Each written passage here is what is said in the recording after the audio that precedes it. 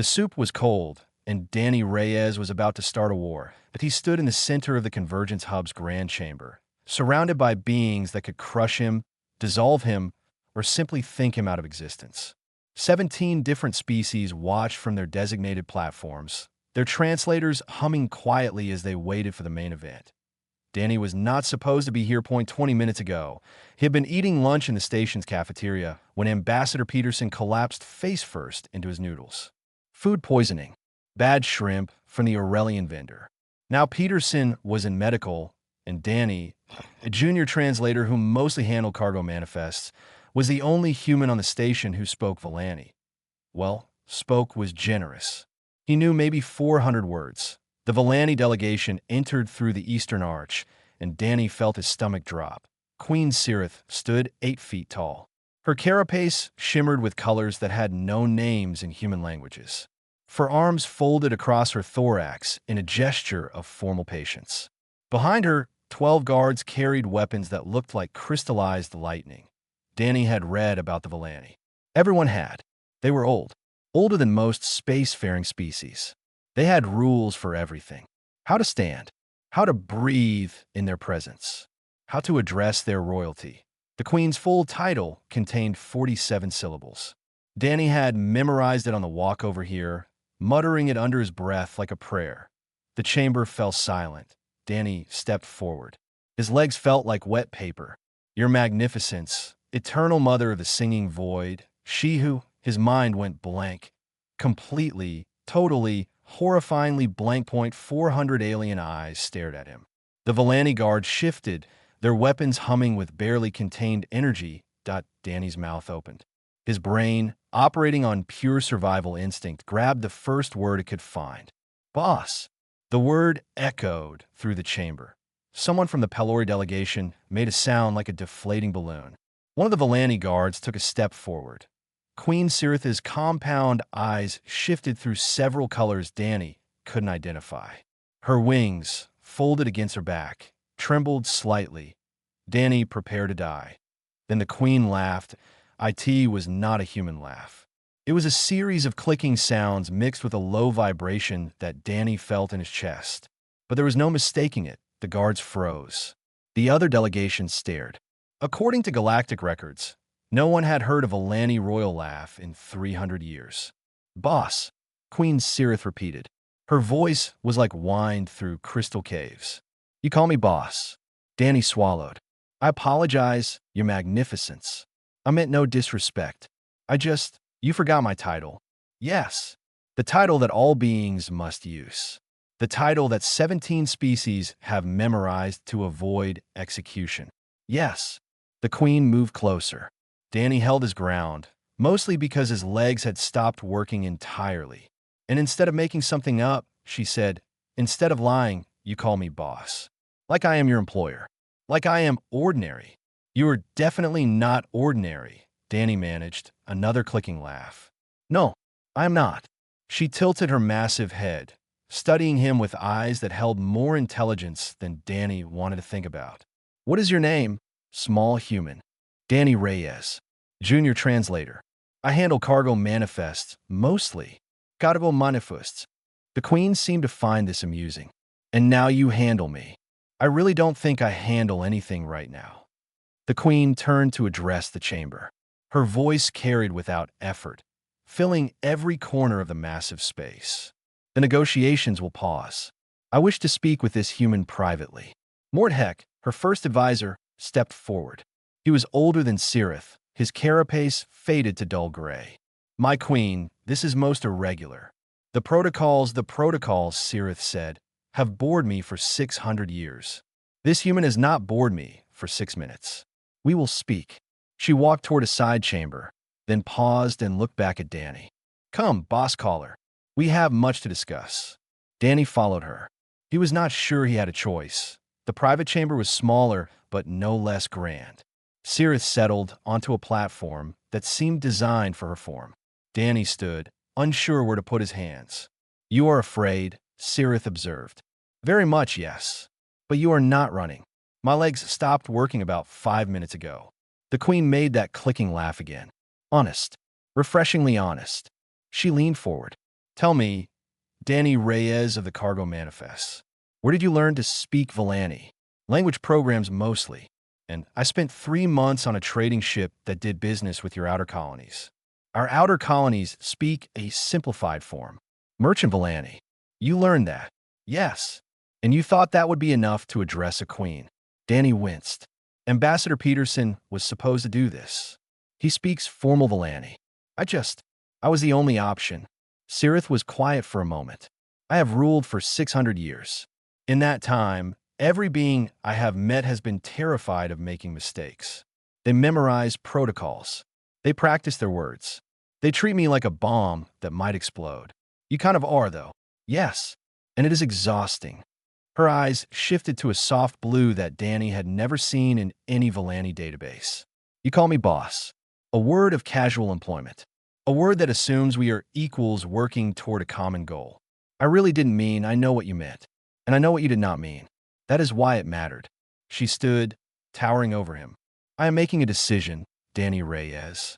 You will be my liaison to all human affairs. Danny blinked. I'm sorry, what? You will work directly with me. You will speak for humanity to the Volani and for the Volani to humanity. Your Magnificence, I handle cargo manifests. I'm not qualified for 3 days from now. Sirith continued as if he had not spoken. I will address the Galactic Assembly. You will introduce me. Danny's brain struggled to process this. The Galactic Assembly. 400 species. That Galactic Assembly. Yes. And you want me to introduce you? Yes. The cargo manifest guy. Sirith's mandibles curved into something that might have been a smile. Perhaps you will call me boss again. I think the galaxy could use some honesty. Danny opened his mouth to argue. Then he closed it. What exactly was he going to say no to? Okay, he said finally. Okay, boss. Let's do this. The Queen laughed again, and somewhere in the diplomatic halls of the Convergence Hub, 17 species wondered what in the void was happening. The Volani flagship smelled like rain on hot stone. Danny had no idea how that was possible in space. But 3 days into his journey aboard the Eternal Chorus, he had learned to stop questioning things. The ship was alive in ways that human vessels were not. Walls pulsed with soft light. Floors adjusted temperature based on who walked on them. And everywhere, always, there was that smell of approaching storms. First Advisor Mordheck hated him. This was not speculation. Mordheck had made his feelings very clear during their first meeting. When he had spent 40 minutes listing all the ways Danny was unworthy, unqualified, and unlikely to survive the week. Danny had responded by asking where he could find food. Mordheck's eyes had turned an ugly shade of orange that Danny later learned meant extreme disgust. Since then, the old advisor had been finding creative ways to make Danny's life difficult. Today's lesson was pronunciation. Danny sat in a circular room surrounded by the choir, a group of 12 Volani whose job was to communicate the Queen's will to the masses. They had been trying to teach him formal Volani for 6 hours. He was failing spectacularly. The third tone rises, then falls, then rises again. The lead choir member explained for the 20th time. You are making it flat. Danny tried again. The choir winced as one. You just said the Queen smells like rotting fruit. Another member offered helpfully. Danny dropped his head into his hands. I cannot physically hear the difference between those tones. Human ears don't work that way. Then perhaps, Mordheck said from the doorway, you should not have accepted this position. Danny looked up. The old advisor stood with his 4 arms crossed, radiating satisfaction. I didn't exactly have a choice, Danny said. There is always a choice. You could have refused. You could have admitted your limitations. Instead, you let your ego convince you that a cargo manifest translator could speak for a queen. Danny stood. You know what? You're right. I can't hear the third tone. I can't smell the pheromones that carry half your language. I can't feel the wing vibrations that indicate emotional context. He stepped toward Mordheck. But I'm here anyway. So either help me figure this out, or get out of my way. Mordheck's eyes shifted through several colors. You dare. Yeah, I dare. Because your queen chose me, and unless you want to explain to her why you're sabotaging her decision, you're stuck with me. The room went silent. Danny had no idea where that courage had come from. Probably the same place that made him call the most powerful being in the sector boss. Stupidity, most likely. Mortheck left without another word. Danny turned back to the choir. Okay, I can't hear your language properly, but I can see it. I can watch how you move when you speak. Can you teach me to read the physical parts? The choir members exchanged looks. No one has ever tried that approach, the lead member said slowly. First time for everything. They began again. This time, Danny watched instead of listened. He noticed how their wings shifted during certain phrases, how their antennae moved when they emphasized words, how their feet tapped patterns that seemed to match emotional tone. By the end of the session, he still could not speak formal Valani, but he could read it. That night, Danny wandered the ship's lower levels. The servant caste worked here, maintaining systems and preparing food. They were smaller than the royals and advisors, their carapaces plain brown without decoration. Most visitors ignored them completely. Danny stopped to talk. What's that you're doing? He asked a worker who was adjusting a wall panel. The worker startled, clearly unused to attention. Nutrient distribution, sir. Making sure the royal sections receive proper sustenance. Heavy work. It is our purpose. Danny sat down against the wall. My mom used to clean offices. Worked nights, so I never saw her much. But she said the same thing. It's my purpose. Keeping things running for people who never look at you. The worker's antennae twitched curiously. Your parent was servant caste. Something like that. They talked for an hour. Danny learned that the servant caste saw everything and said nothing. They knew which advisors hated each other, which royals were struggling, which parts of a ship needed repair that no one would approve. They knew Queen Cirith had not slept properly in months. Why not? Danny asked. The challenges, the worker said quietly. 3 queens dispute her rule. If she fails at the assembly, there will be war. Our people against our people. Danny felt cold. She didn't mention that. The queen does not share weakness. It is not the Valani way. Danny found Cirith in her private chambers an hour later. She was staring at a holographic display showing fleet positions, her compound eyes dark with exhaustion. You spoke with my servants, she said without turning. Yes. They told you about the challenges. Yes. Cirith finally turned to face him. In the dim light, she looked old in a way Danny had not noticed before. 600 years of ruling, and it showed. You understand now, she said. This speech is not diplomacy. It is survival. If I fail, my people destroy themselves. Danny moved to stand beside her, looking at the fleet display. Why didn't you tell me? Would have changed anything? He thought about it. No, but it would have helped me understand why you need someone who speaks to you like a person instead of title. Cirith made a soft clicking sound. You see clearly, Danny Reyes. I see enough. He pointed at the display. Those 3 queens challenging you. What do they actually want? My throne. No, I mean really want. Under the politics. Under the tradition. What broke between you? Cirith was silent for a long moment. I made decisions. Centuries ago. Decisions that hurt their colonies, their families. I did what I believed was necessary for our survival. They believe I was wrong. Were you? Perhaps. Her voice dropped to barely a whisper. I do not know anymore. Danny nodded slowly. Then maybe that's what the speech should be about. Not power. Not tradition. Maybe it should be about a queen who wants to listen. Cirith's eyes shifted to that soft blue again. That is not how Valani politics works. Yeah, well, I'm not Valani. Before she could respond, an alarm cut through the ship. Mortheck's voice came over the communication system, sharp with barely concealed panic. My queen, we have detected Greth Syndicate vessels matching our course. Assassins. They're already aboard. Danny looked at Cirith. She looked at him. Well, Danny said, this just got complicated. The knife was at Danny's throat before he even heard the footsteps. One moment, he was walking through the ship's lower corridors, trying to find the servant who had spoken to him earlier. The next moment, he was pressed against a wall with something very sharp touching his skin. Do not scream, a voice said. You will be dead before the sound reaches anyone. Danny did not scream. He had grown up in Manila, in neighborhoods where screaming got you killed faster.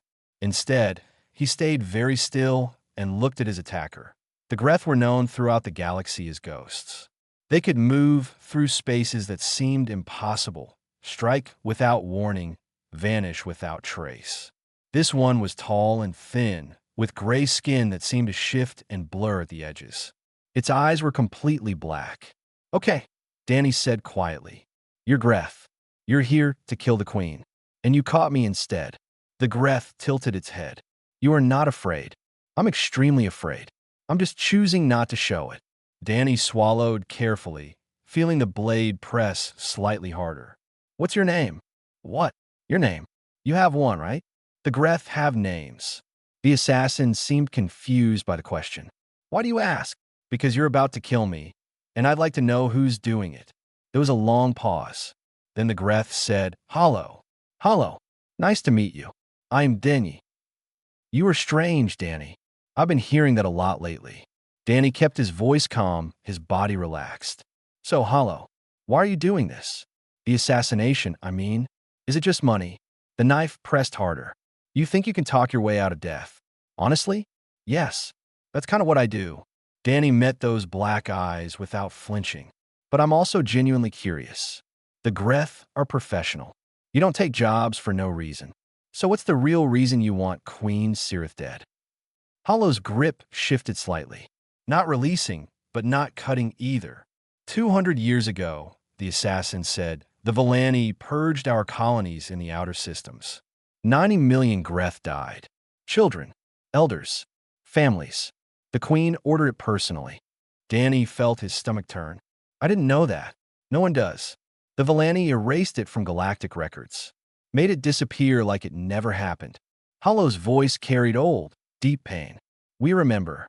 We always remember. So this isn't about money. This is revenge. This is justice." Danny took a slow breath. "If you kill Cirith, what happens next?" The three challenging queens take over.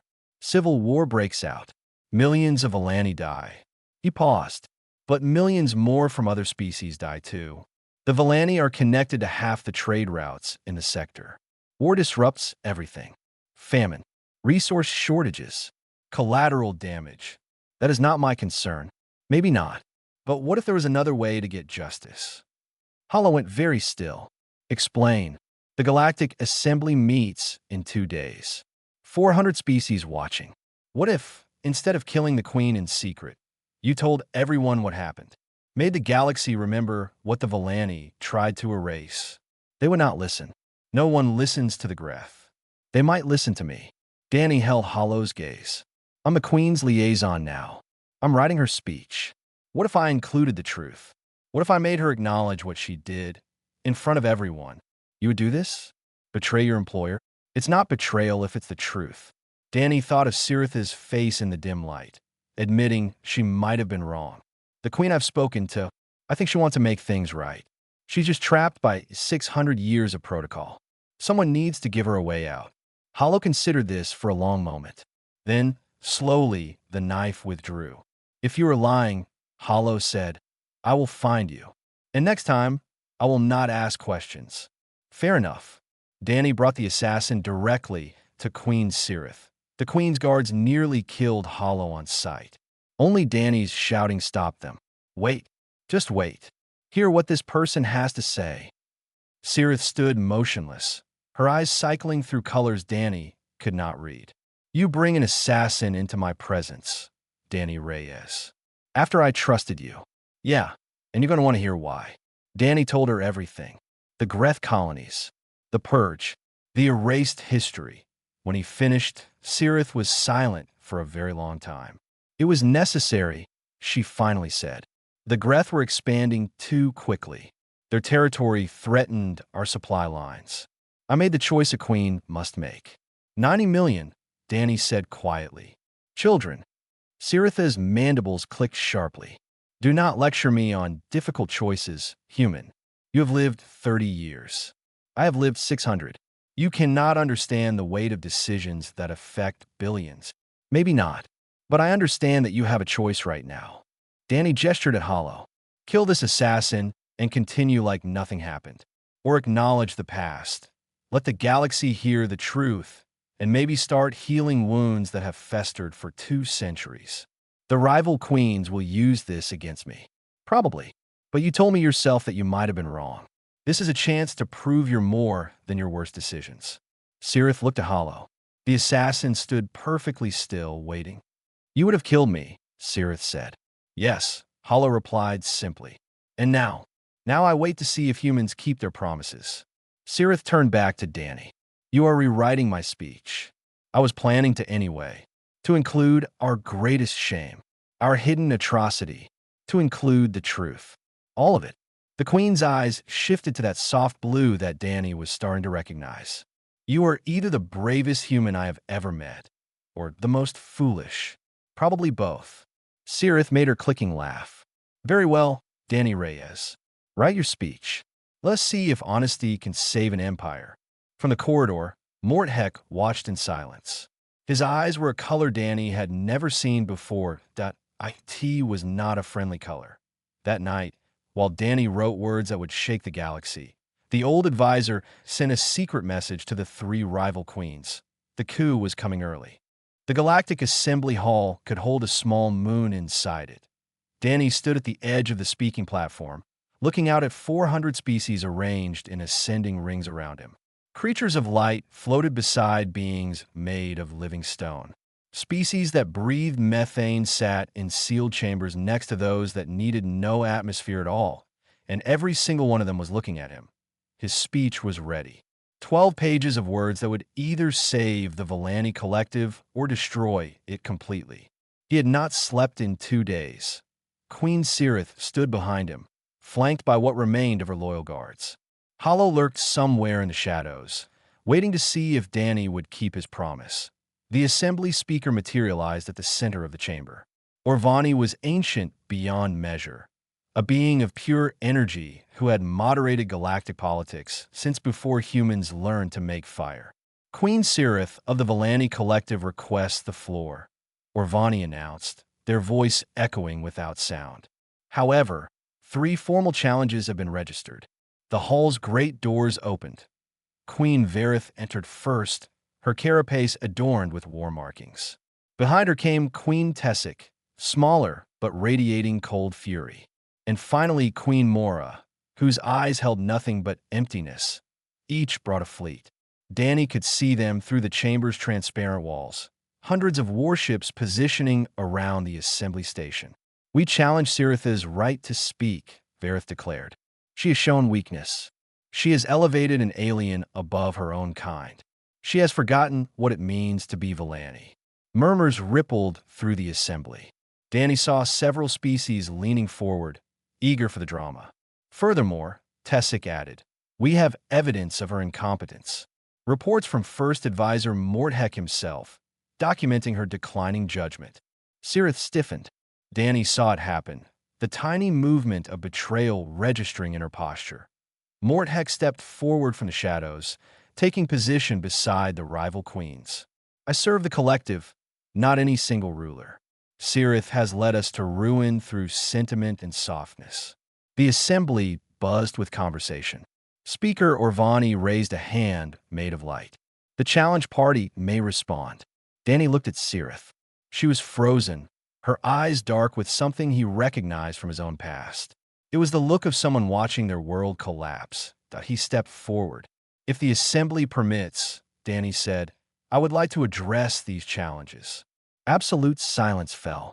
A human addressing the Galactic Assembly on behalf of an alien queen. It had never happened before. You have no standing here, Verith said coldly. I have whatever standing the assembly grants me. Danny turned to Orvani. Speaker, I serve as the Queen's liaison. I have information relevant to these proceedings. Orvani's form flickered with something that might have been curiosity. This is irregular. However, I find irregularity interesting. You may speak, human. Danny walked to the center of the platform. His legs were shaking, but his voice was steady. 3 queens stand here claiming that Cirith is weak. That choosing me, a human, proves she has forgotten Vellani's strength. He paused, letting his gaze sweep across the assembly. But they're wrong about what strength means. The Vellani are powerful because they follow protocol, Tessic interrupted. Rules that have maintained order for millennia. Rules that were created because you're afraid. Danny's words landed like stones in still water. I've spent weeks with the Villani. I've talked to servants who know secrets the royals ignore. I've learned to read your language, even though I can't hear half of it. And you know what I've figured out? He pointed at the rival queens. You're terrified. All of you. The protocols, the rigid hierarchy, the rules about who can speak to whom and how. It all exists because the Villani almost destroyed themselves once through chaos, and you've been building walls ever since. The hall was completely silent. Queen Cirith didn't show weakness by choosing me. She showed something your people haven't seen in centuries. Courage. The courage to try something different. The courage to listen to an outsider. The courage to admit that maybe, just maybe, the old ways aren't working anymore. Vera stepped forward, her mandibles clicking with anger. You know nothing of our history, human. I know about the Greth colonies. The words fell like bombs. I know about the 90 million dead. I know about the purge that Cirith ordered 2 centuries ago, and how the Villani erased it from galactic records. Danny gestured toward the shadows where Hollow waited. The Greth, remember. They sent assassins because of it. And instead of killing them, Cirith chose to let the truth come out. Gasps echoed through the assembly. Species that had never heard of the Greth purge turned to their neighbors, demanding explanations. This is lies, Mordheck shouted. Propaganda designed to, it's the truth. Cirith's voice cut through the chaos. She moved to stand beside Danny, tall and terrible, and somehow more real than Danny had ever seen her. I ordered the purge. I told myself it was necessary. For 200 years, I have carried that weight, and I have told no one. She looked at the rival queens. You challenge me because you believe I have grown weak. But weakness is hiding from your mistakes. Weakness is pretending the past did not happen. Weakness is letting fear of vulnerability destroy the chance for healing. Queen Veritha's eyes flickered uncertainly. You admit to genocide. You expect this to save you. I expect nothing. Ciritha's voice was steady. I'm simply tired of lying. The assembly erupted into chaos. Species shouted over each other. Diplomatic translators failed to keep up with the flood of reactions. Through it all, Danny watched the 3 rival queens. Verith looked shaken. Tessic was calculating. And Mora stepped forward, her empty eyes fixed on Cirith. Words changed nothing. Our colony suffered. Our families died because of decisions you made. Her voice was flat and cold. I invoke trial by combat, an ancient right that no queen can refuse. The assembly fell silent again. Cirith closed her eyes briefly. Accepted. Danny grabbed her arm. What is trial by combat? Exactly what it sounds like. Cirith looked at him with something like sadness. 3 against 1. To the death. And you cannot help me. Danny's blood went cold. When he managed. Now, Morris said, the ritual arena is prepared. The assembly began to shift, rearranging for a spectacle none of them had expected. And Danny realized that all his words might not be enough. The arena had been built from the bones of ancient Villani warriors. Danny learned this from a terrified servant who whispered the information while helping him find a viewing position. The ritual space floated in the center of the flagship's main hold, a circular platform surrounded by force fields that crackled with deadly energy. 400 species watched through holographic projectors. The entire galaxy had tuned in to see something that hadn't happened in 800 years. Trial by combat. 3 queens against 1. Danny's hands would not stop shaking. Queen Cirith stood at the center of the arena, stripped of her decorative armor, wearing only the traditional combat plates of her ancestors. Across from her, Verith, Tessic, and Mora prepared themselves with movements that spoke of centuries of training. She cannot win this, Hollow said quietly, appearing at Danny's side.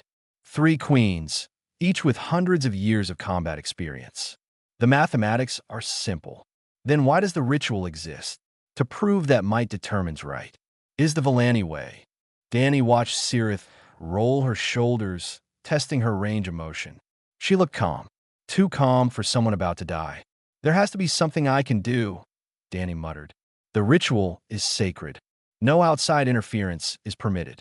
If you step into the arena, you will be killed, and Cirith will be declared forfeit. The combat began without warning. Tessic struck first, a blur of movement that nearly caught Cirith's throat. The queen twisted away, countering with a strike that sent Tessic stumbling back. But Varith was already there, her four arms moving in complex patterns that forced Cirith to retreat. Mora circled, patient, waiting for an opening. The galaxy watched in silence that Danny's mind raced. He couldn't enter the arena. He couldn't physically interfere. But that didn't mean he was powerless, that he was a translator. Words were his weapons. Open a broadcast channel, he said to the nearest communication terminal. All frequencies. Every species watching. The terminal flickered. Unauthorized access. Combat ritual cannot be interrupted. I'm not interrupting the combat. I'm providing commentary. Cultural context for the viewers. Surely the assembly allows educational content. The terminal hummed for a moment. Then Speaker Irvani's voice came through, amused and curious. An interesting argument, human. Very well. I permit it. Danny grabbed the broadcast controls and began to speak. What you're watching isn't just a fight, he said, his voice carrying to 400 species across the galaxy. It's a language. Every move the Villani make carries meaning that most of you can't see. In the arena, Cirith blocked a devastating combination from Varith, her carapace cracking under the impact. Queen Varith's fighting style comes from the northern colonies. It emphasizes overwhelming force, the kind of approach that works when your territory is constantly threatened by raiders. She learned to fight because her people had no choice. Varith hesitated for just a moment, hearing her own history spoken aloud. Danny continued. Queen Tessic uses southern precision techniques. Her colony was known for resource scarcity. Every movement is calculated to use minimum energy for maximum effect. She learned efficiency because waste meant death. Cirith landed a strike on Tessic, drawing first blood. The smaller queen fell back, recalculating. And Queen Mora, Danny paused, watching the most dangerous of the three. Her fighting style is from the outer reaches. Those colonies were purged by Cirith 200 years ago. Mora is fighting with the weight of 90 million dead pushing every strike. The assembly murmured. Species that had never understood Villani conflict were suddenly seeing the story beneath the violence. But look at Cirith, Danny said. Watch how she moves. She's not fighting to win. She's fighting to survive long enough for something else. In the arena, Cirith was bleeding from multiple wounds. The three queens pressed their advantage, driving her toward the edge of the force field. Queen Cirith has ruled for 600 years. She knows every technique these queens are using because she was the one who unified their colonies in the first place. She could match them blow for blow. Danny's voice dropped, but she's not trying to. She's taking hits she could avoid. She's letting them hurt her. The assembly leaned forward, confused and fascinated. Because this trial isn't about strength, Danny said. For Cirith, it's about penance. She believes she deserves this pain. She's paying for the purge one wound at a time. Cirith went down to one knee, Moria's strike having finally broken through her guard. She's going to let them kill her, hollow-breathed, understanding flooding their black eyes. No. Danny abandoned the broadcast station and walked toward the arena. No, she's not. Human, you cannot interfere. Danny didn't enter the arena. He stopped at the very edge of the force field, close enough that the energy crackled against his skin. Cirith, his voice cut through the sound of combat. You don't get to give up. You don't get to die and leave all this pain unhealed. The three queens paused, shocked by the interruption. You made a mistake 200 years ago. A terrible one. But dying here doesn't fix it. It just leaves everyone else to deal with the mess. Danny's eyes locked with Cirith's across the arena. You want to make things right? Then live. Face the consequences. Help rebuild what you destroyed. Varith raised her weapon. This human speaks out of turn. The ritual must continue. Wait. The word came from Mora, the last person Danny expected. She was staring at Cirith with something other than hatred. You truly believe you deserve death for what you did to my people. Cirith slowly rose to her feet, blood dripping from dozens of wounds. Every day, for 200 years, the arena was silent. Then perhaps death. is too easy. Mora lowered her weapon. Perhaps you should live with the memory, as we have. Danny stepped forward. There's another way. Not combat. Not death. A council. For queens, working together. Sharing power, sharing responsibility. Sharing the burden of the past and the work of the future. That has never been done, Tessic said. Neither has any of this. Danny gestured at the arena, the assembly, himself. First time for everything. Varith looked at her fellow queens. Then, slowly, she lowered her own weapon. A council, she repeated, testing the word. 4 voices instead of 1. Cirith straightened, hope flickering in her wounded eyes. If my sisters will have me. One by one, the queens set down their weapons, and the galaxy, for the first time in 800 years, watched the Vellani choose words over war. 1 year later, Danny Reyes stood before the Galactic Assembly for the 17th time. The chamber looked the same as it had during that first terrifying day, but everything else had changed. Danny had changed. The cargo manifest translator from Manila had become something he still didn't fully understand. The galaxy called him the bridge builder, the voice, the human who stopped wars. Danny just called himself tired. The Pelori-Dravik territorial dispute has been resolved, he announced to the assembled species. Both parties have agreed to the shared custody arrangement for the mineral-rich moons. Trade will resume within 60 cycles. Applause rippled through the chamber. Species that had been enemies for generations were now shaking appendages and exchanging diplomatic pleasantries. Danny smiled the smile he had learned to wear in public and retreated from the platform. Queen Cirith met him in the corridor outside, moving slowly due to the injuries that had never fully healed. 17 conflicts resolved in 1 year, she said. You have become quite valuable, Danny Reyes. Lucky mostly. No, you listen. Truly listen. It is a rare skill. Cirith's eyes shifted to that soft blue that Danny had learned to recognize as affection. I have a proposal for you. Danny raised an eyebrow. Another war to prevent. An appointment. Belmano. Cirith straightened to her full height. Voice of the Vellani. It is a title that has not existed in 3,000 years. You would speak for our entire people to the galaxy. Danny was quiet for a long moment. That's a big honor. It is. And you have earned it. What would it require? You would become Vellani in the eyes of galactic law. Your human citizenship would be set aside. You would be ours completely.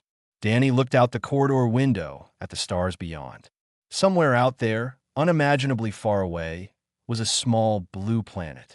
A city called Manila. Streets where a boy had learned to survive by learning languages that weren't his own. Can I have some time to think about it? Cirith's mandibles curved. Of course. Danny went home. Earth looked exactly as he remembered and completely different at the same time. The streets of Manila were the same chaotic maze of vendors and traffic, and too many people packed into too little space. But Danny moved through them like a ghost, unable to connect with anything that he found his old neighborhood. The building where his mother had raised him was still standing, barely. The same cracks in the walls. The same smell of cooking food drifting from windows that a woman sat on the front steps. Older now, gray streaking through her black hair. Ma, Danny said. His mother looked up. Her eyes went wide. Danny, is that you? Really you? He sat down beside her, and she grabbed his hands like she was afraid he would disappear. I saw you on the broadcasts, she said, tears streaming down her face. My son, talking to aliens, stopping wars. I told everyone at church. That's my boy, my Danny. Danny felt something crack in his chest. I'm sorry I haven't visited. You've been busy saving the galaxy. I understand. She touched his face. But you look tired, Anik. So tired. The Queen offered me a permanent position. I would have to give up being human. His mother was quiet for a while. Then she said, do you remember what I used to tell you? When you were small, and you'd come home speaking Tagalog and English, and sometimes Mandarin from the vendors. You said I had a gift for hearing what people really meant. And what do you hear now, when you listen to yourself? Danny closed his eyes. He heard the assembly's applause, hollow and distant. He heard Cirith's offer, generous and binding. He heard 17 species calling him valuable, but underneath all of it, he heard a small voice. his own voice from years ago, saying that he learned languages because he wanted to connect, not to become important, not to become powerful, just to understand and be understood. I hear someone who's been running, he finally said, running toward aliens because being human hurt too much. His mother squeezed his hands. Then maybe it's time to stop running and build something new, something that's really yours. Danny returned to the assembly 1 week later. Cirith met him at the entrance, hope and worry mixed in her eyes. Behind her stood Hollow, who had become Danny's unofficial bodyguard despite the assassin's continued insistence that they were only waiting to see if he broke his promises. I can't be voice of the Villani, Danny said. Cirith's shoulders dropped slightly. I understand, but I have a different idea. Danny pulled out a data chip. The Galactic Translators Guild, a training academy for beings from every species who want to learn what I've learned. Not just languages, but listening, understanding, finding the fear underneath the anger. Cirith took the chip, examining it. You want to teach others your methods. I want to make myself unnecessary. The galaxy shouldn't need one human to prevent wars. It should have thousands of bridge builders from every world. And who would lead this guild? Danny smiled. I was hoping my first student would be Hollow. The assassin made a sharp sound of surprise. Me? You understand loss better than anyone. You know what happens when people stop listening to each other. And you've spent the last year watching me work. Danny met Hollow's black eyes. Who better to teach others how to hear what's really being said? Cirith's mandibles curved in that almost smile Danny had come to know so well. The Villani Council will fund your academy. Consider it our contribution to your vision. And I will expect results, Hollow added, but there was something new in their voice. Something almost like hope. The founding ceremony happened 3 months later. Danny stood before representatives from every species in the galaxy, wearing simple clothes instead of diplomatic robes. Behind him, the first class of translator students waited nervously. Speaker Orvani introduced him as the human who taught the galaxy to listen. But Danny had asked for a different introduction. Queen Cirith stepped forward, her voice carrying across the vast chamber. Beings of the assembly, she said, I present to you someone who once called me by a word from his home world. A word that means we are equals, working towards something greater than ourselves. She turned to Danny, her compound eyes bright with that soft blue glow. This is my boss. The assembly laughed. 400 species, together, sharing a moment of genuine joy. And Danny Reyes, the street kid from Manila who had learned languages to survive, smiled a real smile for the first time in years that he was finally home.